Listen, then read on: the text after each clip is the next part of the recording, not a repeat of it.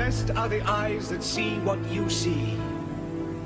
For I tell you, many kings and prophets have desired to see what you see, and have not seen it.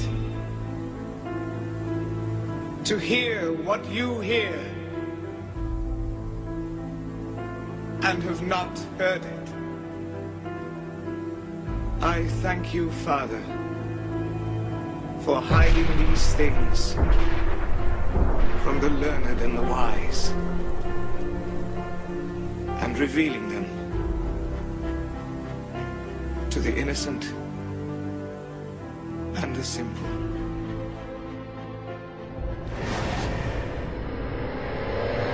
Powerful earthquake hitting the Philippines in the middle of the night. There are deaths and injuries and frantic rescue efforts. A 6.5 in magnitude, the quake just struck in the SoulJa del Norte province, which is about 430 miles southeast of Manila, striking in the middle of the night and centered near several densely populated urban areas. The powerful quake just tore through the homes, leveled commercial buildings and gas stations, and sent chunks of concrete from apartments just crashing down onto cars below. Much of the city is still without power, and response teams from the national government are rushing more than 8,000 emergency food packs to families in the harder to reach areas.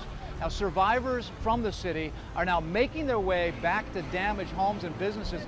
Nearly 200,000 people are under evacuation orders this morning. A spillway at the nation's tallest dam is in danger of failing and releasing floodwaters into towns below. This is the image that started the alarm. Water rushing over a giant gaping hole. Now the race to reroute the water causing bigger problems. The damage and erosion so severe, emergency officials feared the worst. If the area doesn't hold, a giant wall of water could spill into the surrounding residential areas.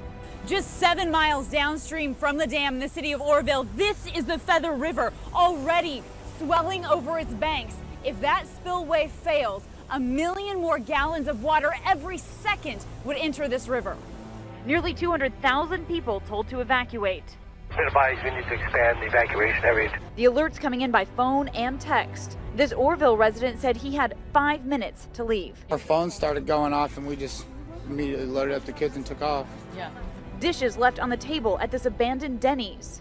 Those fleeing stuck in bumper-to-bumper traffic for hours. Gas stations overwhelmed. And I'm scared because I've never been in anything like this before. Motorists tweeting photos and videos of their ordeal through the night. I've been stuck in this spot for 20 minutes now. I ain't going nowhere. The problem all stemming from the Orville Dam in Northern California, now at record levels and in danger of spilling over after a series of storms. Flights have resumed at Hamburg Airport in Germany after it was evacuated when an unknown gas sickened dozens of people. More than 50 people complained of breathing problems, burning eyes, and nausea from fumes apparently spread through the air conditioning system. Those who were evacuated from the airport were forced to wait outside the terminals in freezing temperatures. Airport officials say they are investigating what may have been in the fumes that caused people to feel sick. Local authorities are investigating a terror attack in the Xinjiang Uyghur Autonomous Region in which 5 people died. 5 other people were wounded in the incident. A statement by the regional government said 3 men with knives went on the attack in a residential community in Pishan County on Tuesday evening. All 3 attackers were shot dead by police. The president has said many times that he would prefer better relations with Russia, but now Moscow is putting that to the test. Cruise missiles are a staple of the Russian military arsenal. But one particular type, a land-based cruise missile with a range greater than 300 miles, is specifically banned by a treaty signed by Ronald Reagan and Mikhail Gorbachev in the final years of the Cold War. Now, U.S. officials say Russia has deployed just such a missile, capable of carrying a nuclear warhead.